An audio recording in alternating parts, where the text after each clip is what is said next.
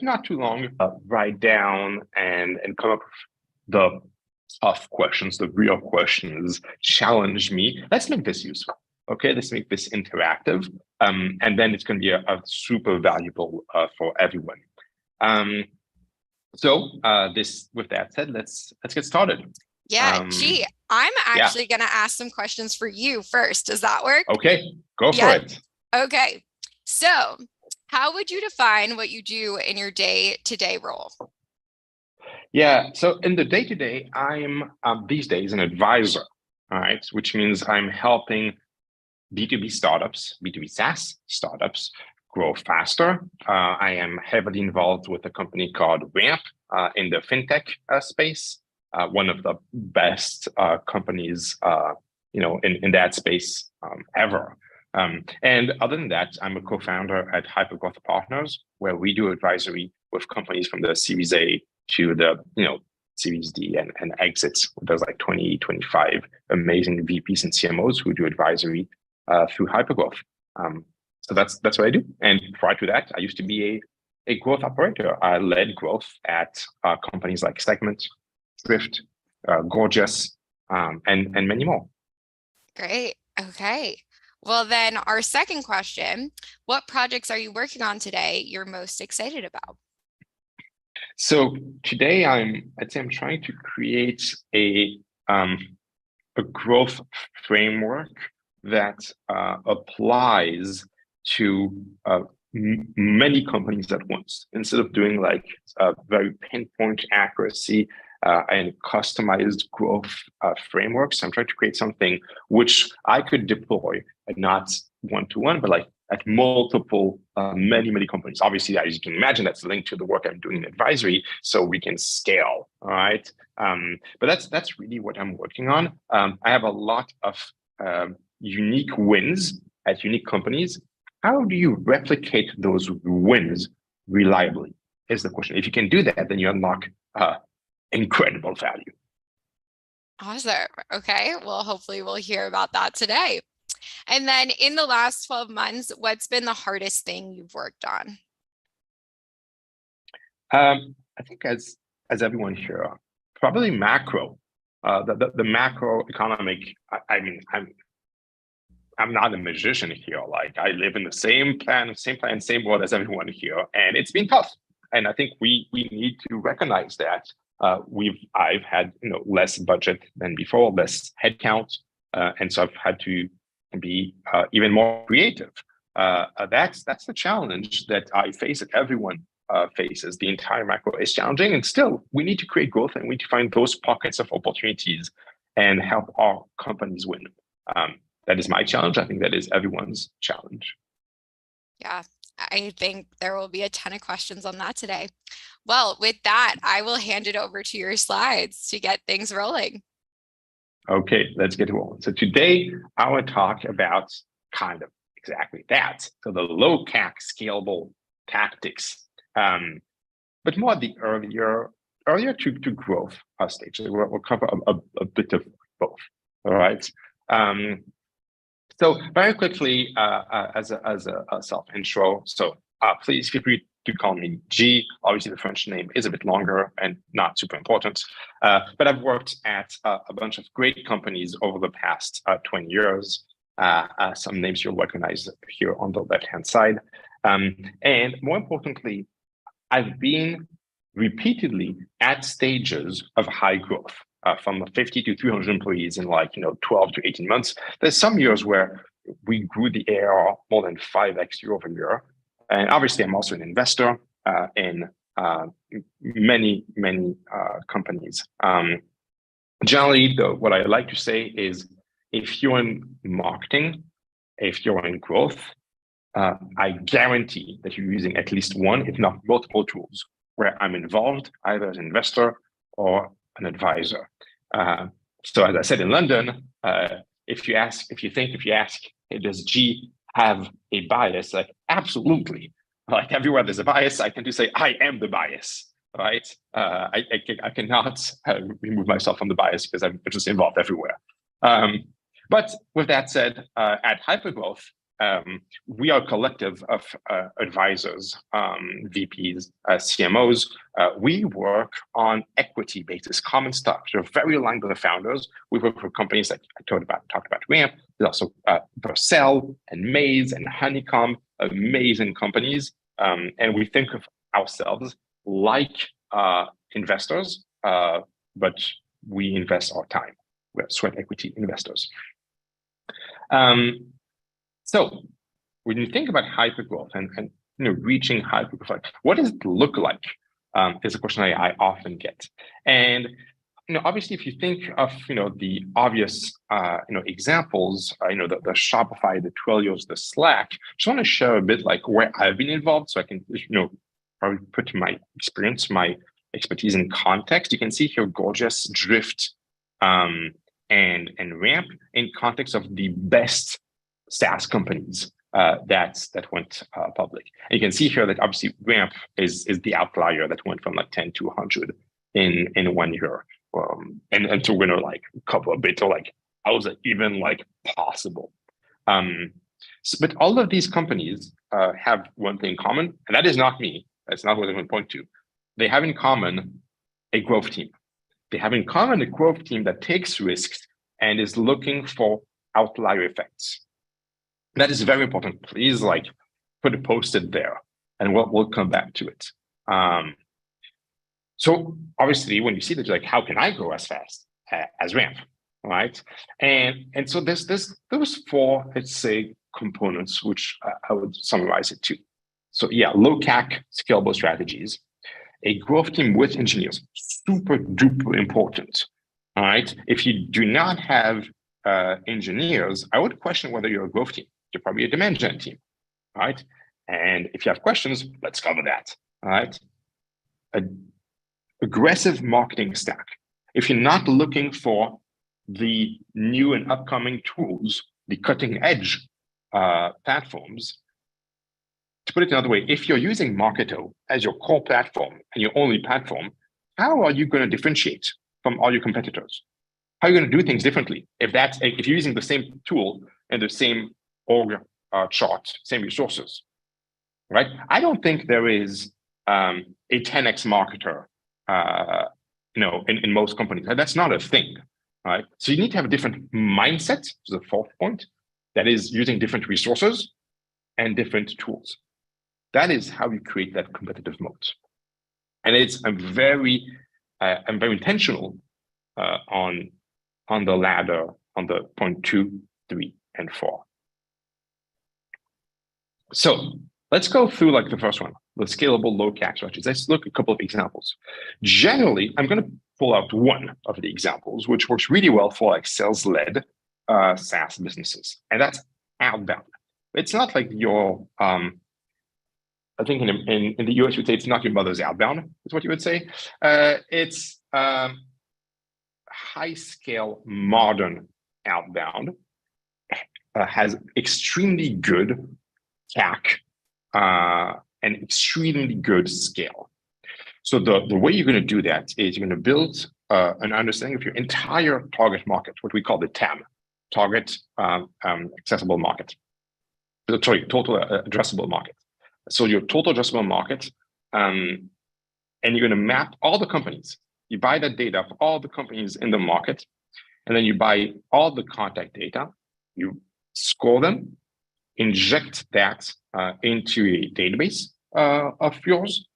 You run some personalized copy, and you add it to Emotion. Now that feels fairly similar to what you could have done in the past, but let me show you what the outcome can look like. This is the MarTech stack that we're talking about here. The MarTech stack, and that is like a couple of years old, but still very relevant. In this case, this is entirely for Outbound. You see all of the intent capture. So the third-party intent, the G2 crowd, which is now commonplace, but also the hiring data from Predict Leads, the technographics data, the website visit data. These days you have 6sense, you have a Climate that does that, right? All that tells you which companies within your TAM on your database are expressing buying intent, are likely to respond positively, to convert. Those are the ones, that's a sub-segment you want to email. And all of that then gets scored in the middle here, enriched, and then outputs automatically to obviously emails, outbound email, that's the point, but also to advertising audiences, to gifts, to power dynamic live chats, to change the website.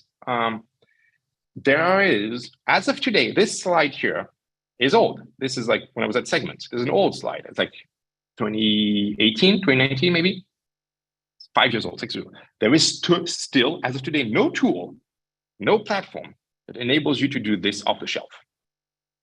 And that is why this is still a moat.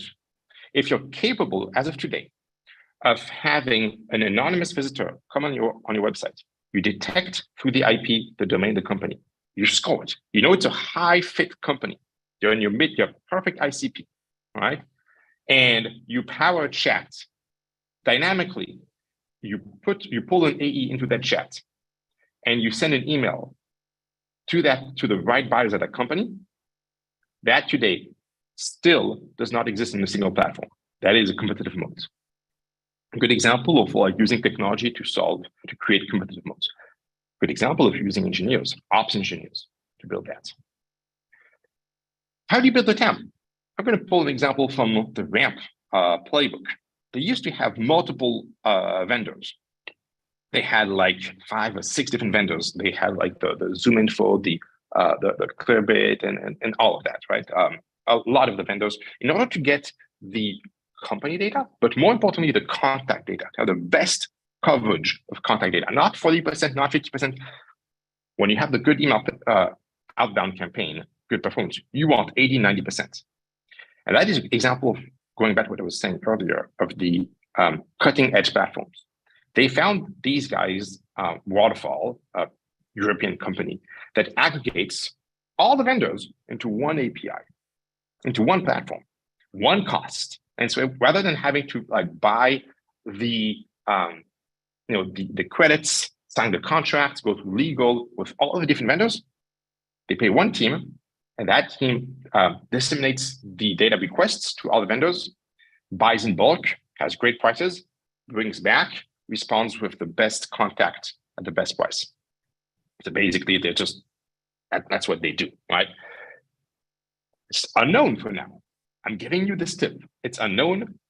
It is cutting edge. And for now, it is giving you a competitive advantage. It's not going to last. The point of like technology advantage is that they never last 5 years, right? But they could last 12 months. And if you don't have that, you should get, and you're doing outbound, you should get onto it or something similar. But you should always be on the lookout for things like this. Personally, I'm on the lookout for the next thing. Like I'm both an investor, but I've tried using things like Tavus, which does deep fakes for SDR videos, right? And so instead of like having the SDR, this is like, hey, Caitlin, I'm G from Hypergrowth, and I'd love to talk to you, which works, right? But it's expensive to have those videos at scale. They built a deep fake of my face, and they reproduce the video at scale. Does it work perfectly? No, it doesn't. I'll be honest, it doesn't yet. But the day it does, am I going to use it? Absolutely. Absolutely. And then eventually the market will get used to it. And so the conversions will drop. All right. So there's a reversion to normal.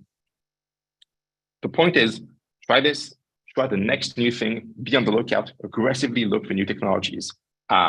If, for example, like I've been doing marketing growth for a while, but when I go at SaaStr in September, NSF, right, actually in the Bay Area, you'll see me roaming the booths and talking to the small new vendors. And many CMOs don't do that. I go talk to the teams of like either the small booths, the small vendors, the young teams, and I'll just like have like a coffee with them to understand. And most are not a fit for me, but I'll always find a few gems in there. So, okay. In terms of like email playbooks, this is what I used to do in the past decade, 2010 to 2020, right? We would buy the data from Clearbit, inject a couple of like personalized tags. I'm sure you've all done that, right? There's some unique things you might see here. You can see there's like persona-specific outcome as the, in the middle here. And there's like the persona-specific play. Those were very simple lists of, let's say, merge tags that we would compute based on an ICP and industry, and we would have like a spreadsheet of sorts, and would automatically merge the right forecasted predicted outcome. And that worked fairly well. But this is not 2010 anymore, my friends. We've moved on from this. We're now in the world of AI. All of this is now much better done with AI platforms. So let me show you where we are. And I have the pleasure, I'll skip through this and I'll go to, there you go, to this. Here we go. I have the pleasure of showing you 2 examples from Ramp, actual examples. I'm sharing them because people who have received them have shown them on LinkedIn. So obviously it's already public. What you can see here, and I'll annotate here for a second. In this first email, this is very American. This is somebody using their origins as a way to reach out to a prospect with the same origins. In this case, it is Persian to Persian. And you can see they're injecting the information about Persian dishes, and so it's very personalized. Okay? And you can see what the person has posted on their own on LinkedIn, right? They loved it. Why does this work? Because it feels personal. Because it feels like somebody has looked at you, has immediately identified that you're part of a small demographic, and you have something in common. So there's kind of a relationship. There's something there. And you've taken care of writing something custom. You've gone through efforts, and that elicits reciprocity. That one works great. On the side here, let me clean that up actually, and let me go to the side here. This here is another email, completely different. In this case, no background to create reciprocity. In this case, the automation, because all of this is automated, has sent an email to this guy called Mark about his college sports team. Again, very American. Most CFOs, the target demographic is CFOs. Almost all CFOs in the US have gone to college. Probably all, like 99.9%, whatever, right? And all college in the US, most have a 1 or 2 sports team, and people love their sports team, that college sports team, and they follow them. So we use that, and we give them an opportunity to bet, I would say, on the outcome of the upcoming college sports game for free. They're betting for free, right? It's like we've tried different versions of that, free lunch, a gift card. Now, this has a response rate of above 10%. What's interesting is that just sending the email will take a demo with me and I'll give you a $50 gift card, $100 gift card, has a much lower response rate. Though the actual take rate is higher, because in this case, your team could lose. But this is personalized. In the background here, what's happening, which you might not realize, is that there is a team of engineers, the data scientists that has built a database of all upcoming college games and competing teams. The likelihood of outcome, so you can pick the right bets, right? So this is a sports betting algorithm happening there. So a little pet project from somebody over the weekend, right? And the entire automation, okay? It is small volume, but it works great. It works great.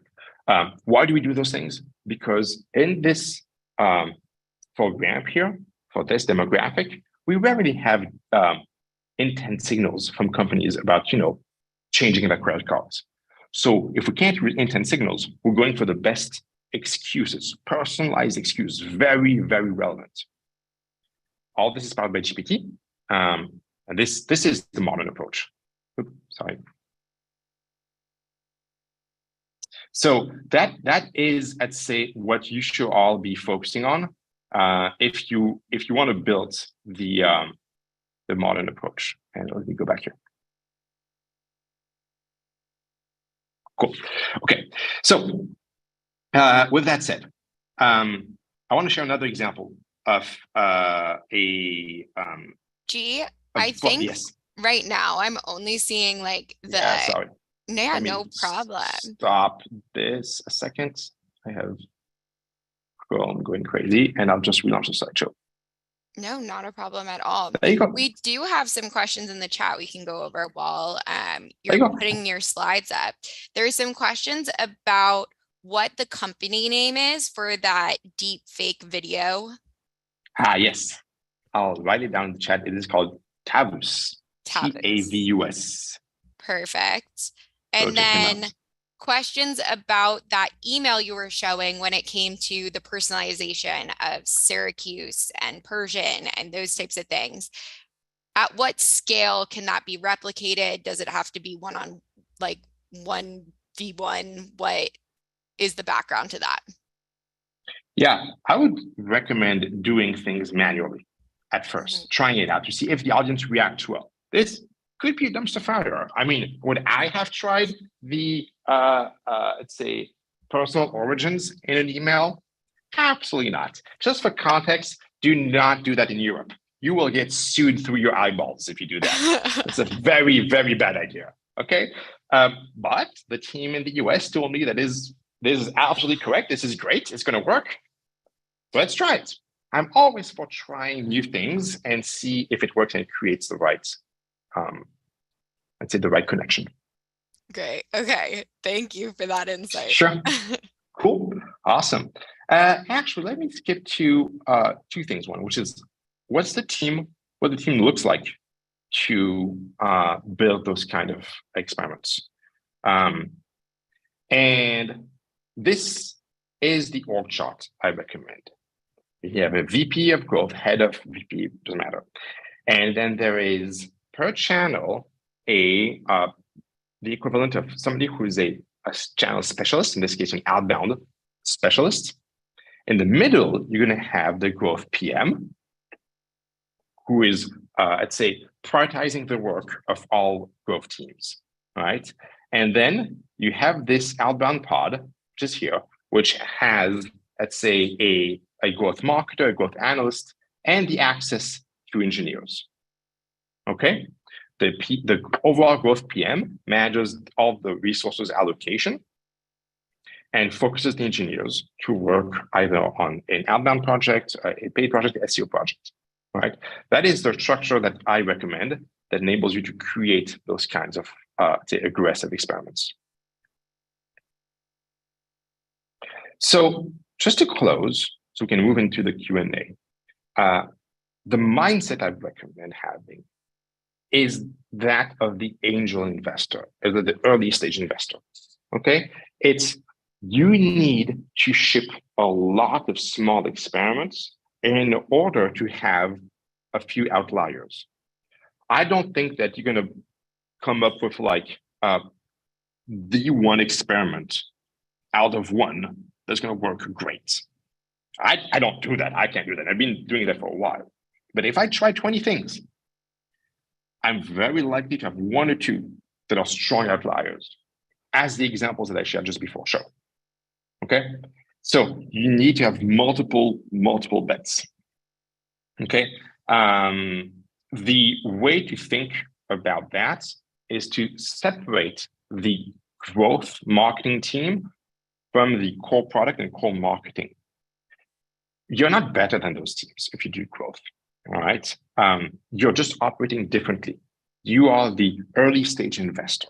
You have a lot of things cooking at the same time. You do not have a lot of information.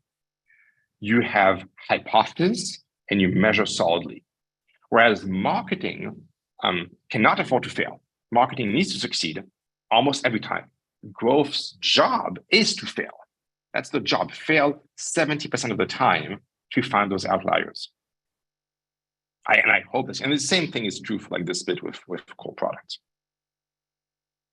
So just to summarize the takeaways here, the right technology stack Okay. Scale, always scale will bring you the low CAC. Okay. Your growth team, you should have a growth team. You should ship like a product team, work like engineers with the engineering mindset on a marketing surface area with dollars as the KPI, North Star, right? And if you are beyond the Series B, which is where I tend to focus these days, success comes from continuing to take those risks. Most companies who slow down for the Series B is because they revert to the traditional approaches. They become safe. You're safe, you're dead. You need to take the risks. So with that, I think we're at about halftime. That's great. Let's move into the Q&A and have a couple of more appendix slides. If there's questions, then I can just pull them out. Perfect. Okay. You can, if you want to keep those up just in case we need to pull them back up, that's fine then. I can just go here so we can see each other. See everybody? And then I'll just, yeah. Okay. Yeah, we're all friends here. Let's see some people's faces. Our first question has to do with your first key takeaway. So Jane, if you want to unmute yourself and ask. Sure. Hi, everybody. Hey, G. Thank you for the preso. I'm curious, you mentioned a bunch of tools. So I would love to just pick your brain more on what tools are top of mind for you right now and what you think is an ideal MarTech stack to be leveraging. I'm sure it depends, but you probably have a core stack that you would recommend. Yeah, absolutely. And thanks for the question. I mean, obviously, it does depend. I do recommend these days having, in the context of a B2B SaaS startup, obviously, having one good way to capture user activity. Obviously, I was at Segment. I love Segment. Your mileage may vary. One good way to enrich your users with additional data. I love Clearbit. I've mentioned a couple of others there. One good way to build a prospect, understanding of the TAM, right? The entire, the total addressable market. A couple of folks there. Let's say on the company data, you might want to go check out, the usual suspects of like the Zoom info whatnot. They tend to be expensive. You want to go for cheaper. It's possible to go to People Data Labs, Exact Buyer. Contact data. Obviously, I mentioned Waterfall. And so all that is like building databases, understanding, and then you want to have an action suite, right? So like once you know who's who and what they're doing, how do you act on it, right? And then we're going to cover all the channels. I tend to have a view that I pick the best in the breed for each channel. I'm not a big fan of like large suites because I don't think that gives you this competitive edge. So you want to go for like Outbound. I love Ample Market. You want to do some there's tools for every let's say sub channel there. So I think that's a good core. There's one thing which you need to do. Here's the orchestration. So how do you orchestrate all of that? And that feels massive. I just named like 10 tools, right? You need something like a CDP to orchestrate all of those tools together. It can be your own, it's fine. It can be something like a census or a high touch on top of your warehouse. I recommend that. If you want something a bit more low touch, you can go check out the guys at getcargo.io. They are in YC right now, and they're building something that is very future, I'd say, looking. That's great. But the orchestration is where you create the value as a marketing team, right? Because you won't have something modular when you replace the components. That is, I think, what's most important. Cool, thank you. Super helpful. Of course. Okay. Our next question comes from Ernesto. If you would like to unmute yourself. Yes, hi. Thank you so much for this. Specifically around that org chart that you presented, what stage of company is that really aimed for, both in terms of like, I guess, funding stage as well as like overall team size? Yeah. So if you think of growth teams versus stages, I recommend not having one before you have product market fit. Your definition may vary. I can see Jason here. He has a couple of great tweets on product market fit. But if you don't have product market fit, you don't need a growth team. You need to build product. You need to do the basics to penetrate your early adopters. I have a personal view that every market, almost every market, has a small percentage of early adopters, people like me who are just excited to buy any new technology. Can be 5, can be 10%. If you can't break into those people who are ready to put the credit card down just to try the next thing, you don't need a growth team. You don't need to scale. You need to be able to like get the right message to get those people to buy.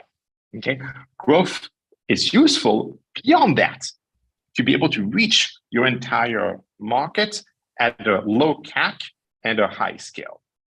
So initially, you're going to have something like a 3-person team. I would recommend somebody who's like a growth PM / analyst, generally with like a banking background or a consultancy background. It's really metrics driven. Engineer, front-end engineer, generally, and a marketer to do all the copywriting and maybe work with a couple of freelancers on like the design and whatnot. That is sufficient. Those 3 people is sufficient for you to start doing some experiments, build some PLG products, do some changes to the funnel, to the sign up, to the onboarding, to the nurturing. That is sufficient. Do not skip the engineer, please. We have a follow-up question in the chat. Could the growth team report to the VP of marketing at a smaller startup? Yeah, and that makes sense. I think that makes sense. It's very case dependent on the VP of marketing, and it is difficult to maintain. I'll explain why. As I said, the marketing team is focused on shipping new products and campaigns at a high success rate, almost 100%.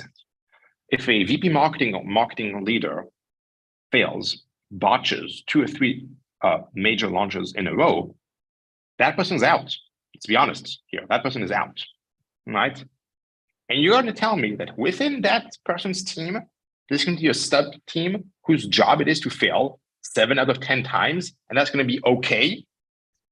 That is tough. So that requires a really good, I'd say, agreement or alignment around the company that there is a small team that's going to like fail a lot in order to find possible outliers, and everybody's going to celebrate that, but it's going to have expectations for the other teams. I'm just thinking over time that creates friction. So it's possible, but it's challenging, it creates friction. Eventually, you probably want to split it out. Yeah, definitely awkward team happy hour, it sounds like. Ernesto, did you have an additional follow-up question there? Sorry, I think I may have cut you off. No, that was really it. Thank you. And I was really trying to understand what that growth engineer was, but it sounds like it's that front-end engineer that you're talking about to be able to kind of help run those experiments.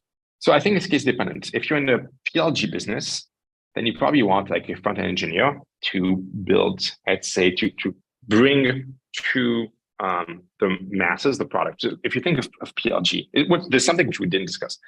PLG and sales-led are looking to build the same end goal.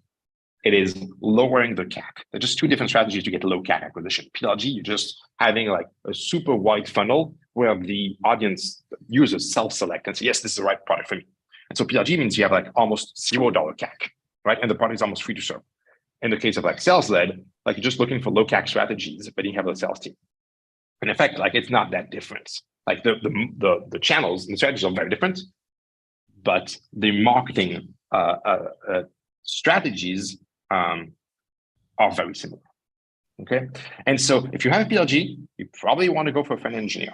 If you have a sales-led, then you're a lot more in ops, in data ops, and you probably want an ops engineer or a back engineer to build this whole like TAM, outbound automation, and all of that. Great, thank you. Great. Okay, our next question: what % of prospects do you model as being in market at any given time? How do you adjust the playbook to make sure you get them later if they aren't in market today, but are later? Yeah, that is very market dependent. I've used a lot of intent signals. So for example, I'm good friends with the folks over at G2. G2 is a great data source. They're a great team, and they sell the data on which companies are looking at your competitors and are looking at your category, right? That's a very good first approach. That tells you, immediately, because you're not going on G2 because you have you're in the train and you're just looking at Facebook and say, oh no, well, let's look at G2 right now. That is not what's going on, right? You're looking at G2 because you're in a buying process, because you're doing an RFP or something similar. And if you see a company checking 2 or 3 of your competitors, it's very obvious your sales team should get on the call. Okay. You look back 6 months because they sell historical data. That tells you the number of companies, and you can thus calculate the percentage of your market that is looking at competitors. Okay. There are other vendors like G2 that tell you similar information. You can look at hiring signals, all right, through LinkedIn or other places. You can look at technographic signals. So, for example, I'll give you an example. Like when I used to work at Gorgias, we would look at which technologies are often associated to migration opportunities. And so, in the case of Gorgias, in the e-commerce stack, there's a couple of other players like a Klaviyo, for example, where if there's a company that's on the buying spree and they're just reworking the entire stack, the MarTech stack, and they see they're buying a Klaviyo, we know there's a really good chance they're open to a conversation about changing their help desk, all right? And so that gives us that information. So we can start stacking all those signals up, and that gives us, I'd say, a pretty good perception. It's harder in finance, for example, where people don't openly go on Twitter to talk about their finance software and finance problems. But eventually you do find ways. All right. Thank you for that answer and all the examples as well. Our next question will come from Matt, if you want to unmute yourself. Hey, this talk has been great so far. One thing I'm really curious to hear about is what you see the role of the SDR team as for B2B enterprise companies that have fully implemented a growth team. Like, what would you send there? What wouldn't you send there? Get rid of it entirely. What are you thinking? Where does it report? Yeah, that's a great question. I don't think the SDR team, as we know it right now, will look anything like it is in the future, in the next 2 years, to be honest. There's the obvious advent of all the AI platforms to create content and email, some of the stuff that I shared. But there's a but here. All what I shared only works up to a specific size, like mid-market. Beyond that, for now, everything breaks. There's no data platform for, I'd say, large enterprise org charts that enables who's the champion, who's the buyer, who's the decision maker reliably. The N is too small anyways. You don't want to take the risk. This is very deep. It's deeply personal. You got to create the pathways, the connections. That for now is not automated, and I don't see anyone working on it. So I think the SDR team will reduce in size. There will be 2 key functions. One is unique copywriting, the stuff that you saw earlier in the ramp examples. They do come from humans that wrote a manual version and saw huge lift. Then the growth team automated that, and that's fine. That's fantastic. Second function, enterprise sales. Penetrating enterprise accounts. There's no point in trying to automate that, and it's too small. The risk is too high, too much data. Still for now and for the foreseeable future, very human. Speaking of that personalization level, how do you ensure that you're not intruding on personal space or it's not offensive? You mentioned something working in the US that would not work in Europe. What type of testing do you do with that, et cetera? So it evolves over time. There's one thing I like to bring back, which is, so I've been around for a while, for better or worse. And I remember a time when personalized ads were perceived as creepy. And I know people saying, oh, like I went to like this e-commerce website, and then I went to the New York Times, and the products I did not buy were there in the ad. That's creepy. They're following me on the internet. All right. That's like 2012, 2013. All right. And people were freaked out about it. These days, don't care.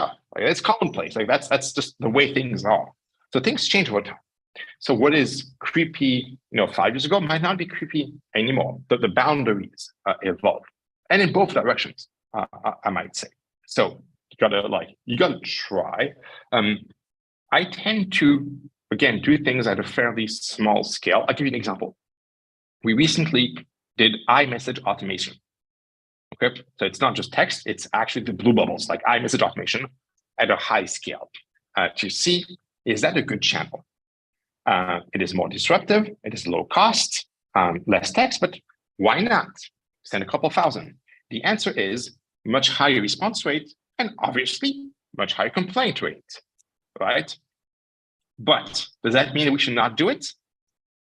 We found a way to use that channel in a way that is efficient. We used it for the people who respond to email in a positive or neutral way, saying, oh, sure, I could meet in the future, and then ghost us. When we have that, we have the implicit, let's say, agreement that, if they don't at some point say no, like we should follow up. And a human person would do that. A human SDR would chase them on, LinkedIn and whatnot. And there we have extremely low complaint rates.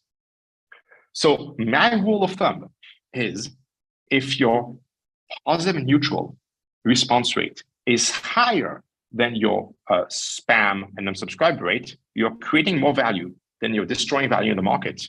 You're doing a good job, right? I'm not saying it's perfect. It's an easy rule of thumb. That's mine. Take your own. But mine is you create more value, you make more people interested, than you make people annoyed. That's okay. Yeah, I think that's a theme of life too. All right. Our next question, how do you advise CEOs on how much to allocate to marketing budget overall, especially with tighter budgets today? What framework do you see in 2023?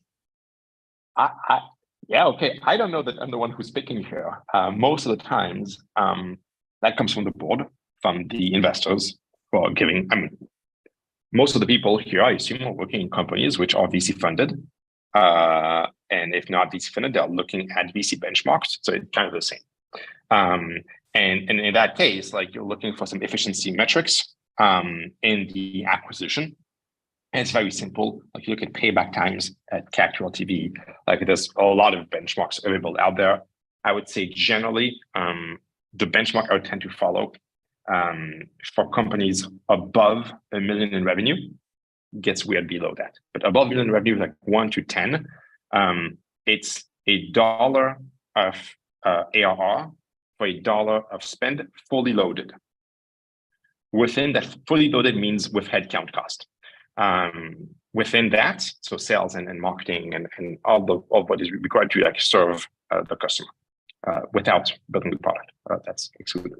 And so within that dollar, there's about, let's say, a third that goes to marketing, and a third that goes to sales, and a third that goes like to the rest, right, to admin and whatnot. So you get about 30 cents on the dollar, is what I would recommend. And that is like top quartile. Yeah. So if you can, that's what I recommend. Yeah. And that says. No, thank you for the response and tying it to numbers so clearly as well. Our next question comes from Manik. Let me know if I said your name wrong. Sorry. No, this is great. Thank you for all the information, G. Is very insightful. I'm curious, sort of, is there a distinction in your mind between products that have a bottoms-up sales motion versus a tops-down sales motion? For example, in developer tooling, particularly in the cloud ops space, everything has sort of transitioned from like a VP of IT to actually engineering team deciding what they wanted to use. And Also, I noticed that, one of your, in your introduction, in your bio, you mentioned honeycomb.io, which would be actually a perfect example of this kind of reverse motion where you're not reaching out to the VP of IT. And how would you think about that versus traditional? So, I mean, that is a challenging motion. I think that there's two separate things there. One is the PLG aspect, which means that you're building products where the cost of serving the customer is extremely low.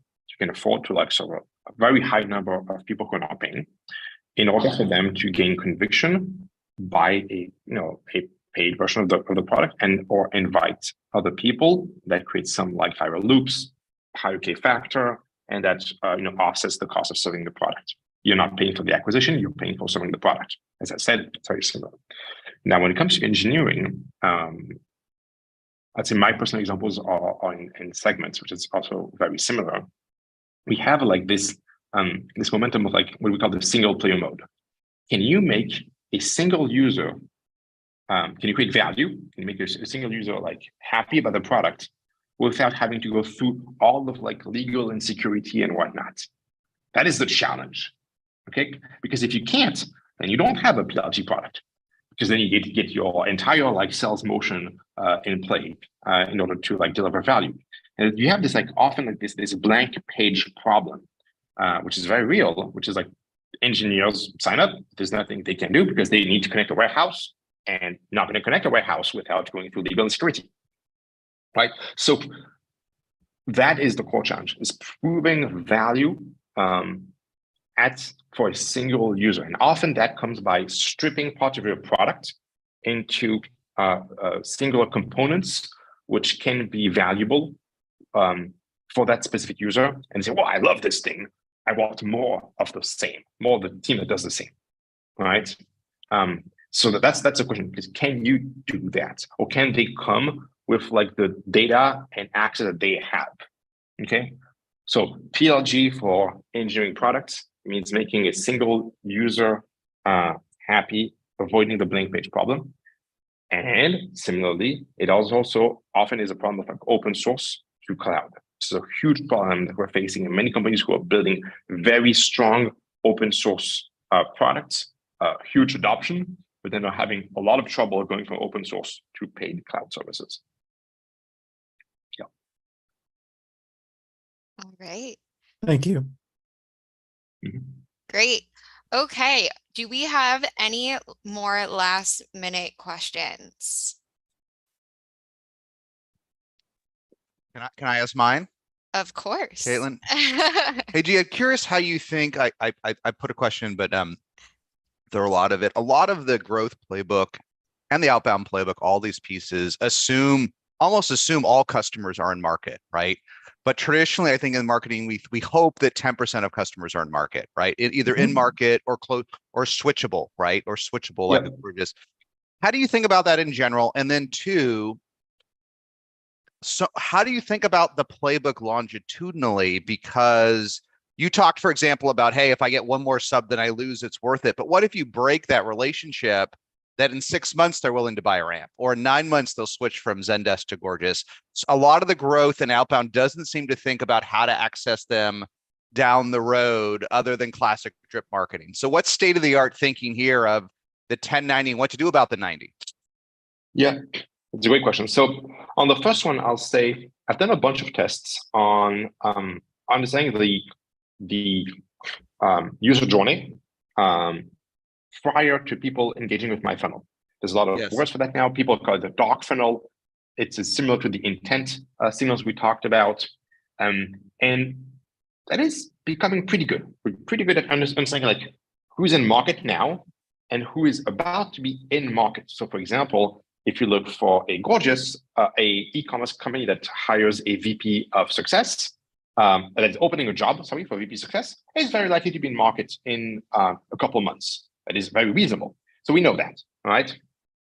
Now, what's interesting is I've tried in the past multiple times to use that information to accelerate the buying cycle. And I want to say that has not worked. You cannot accelerate the buying cycle.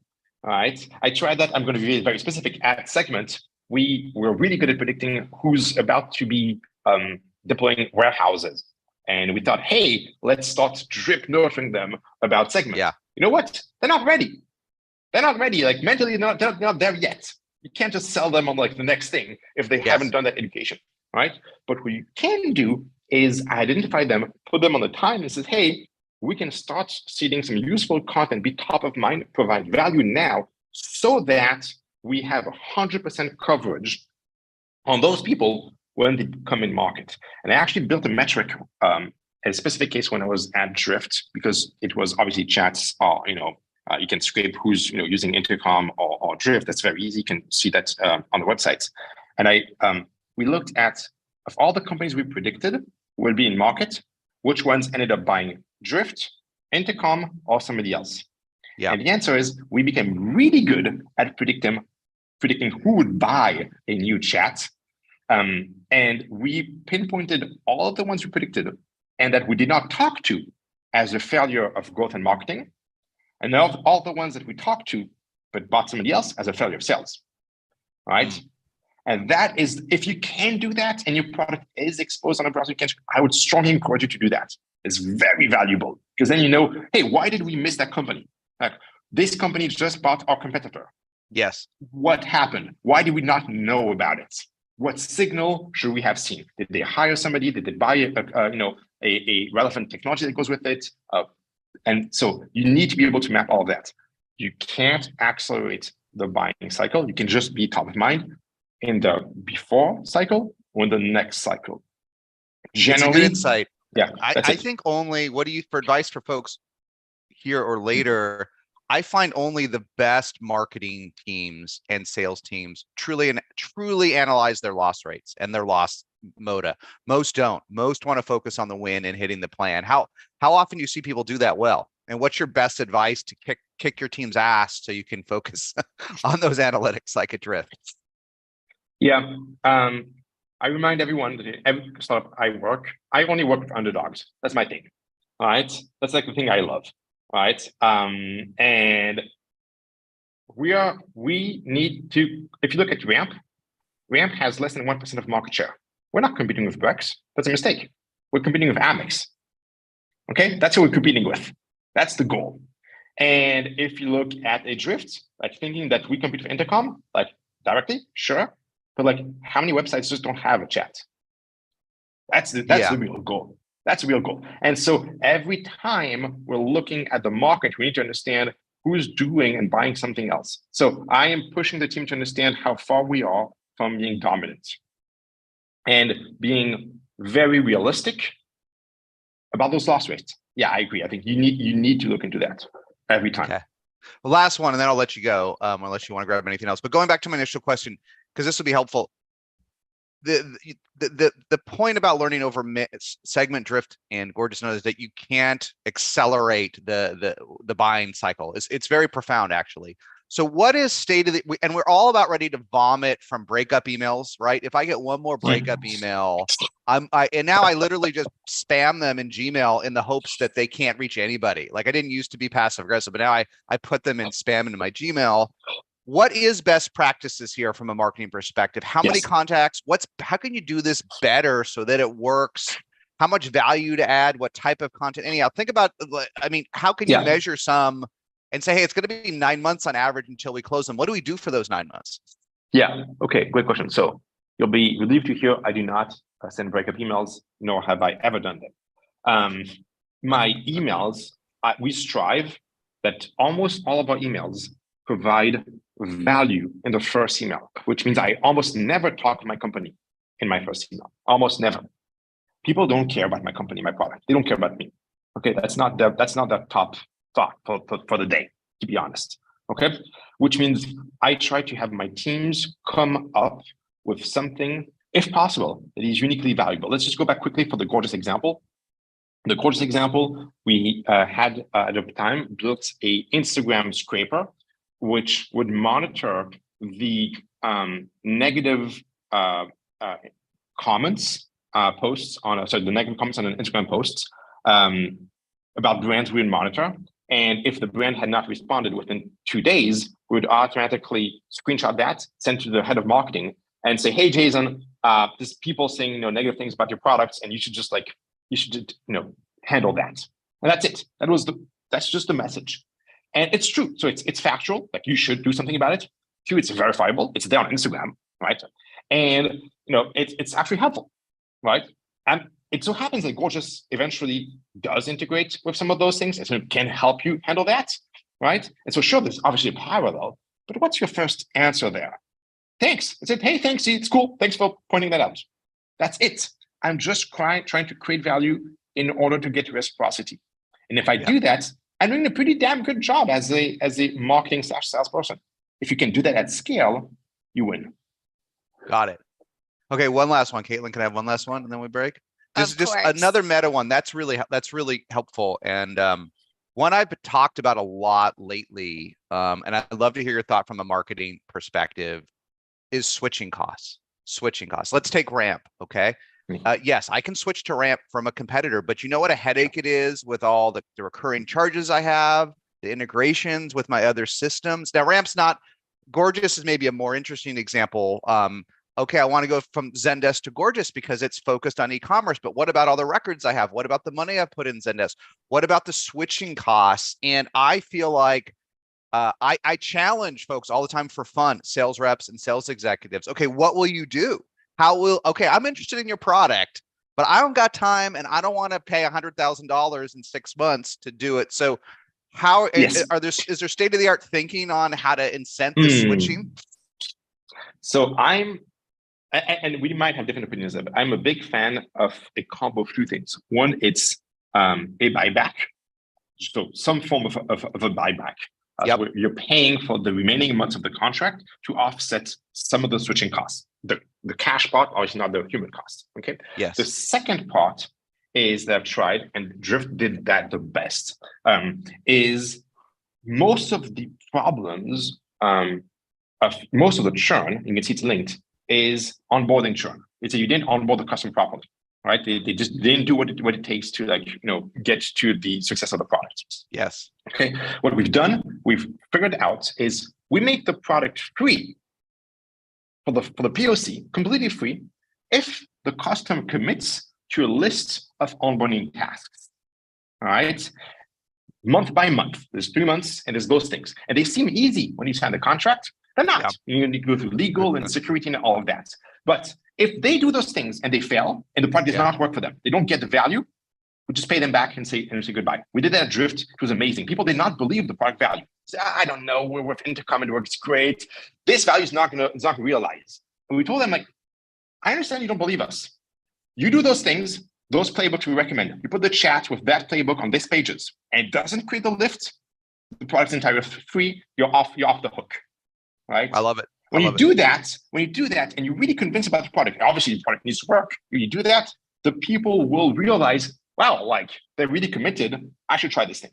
And it reduces your churn, which is the biggest problem onboarding churn. Yeah, it's a great one. I did not know Drift did that. And when I used that playbook, on the sales side, I found that, whoops, can you guys still hear me?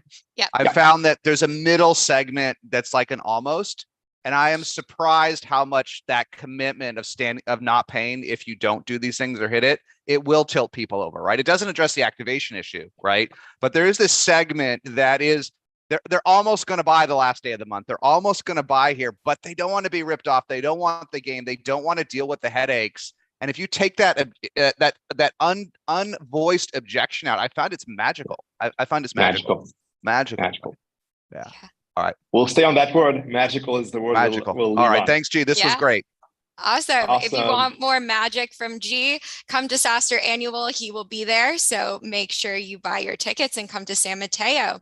If you're looking for more Workshop Wednesday magic, every Wednesday after Wednesday, next week we have Insider. Thank you again, G. Thank you all. Bye.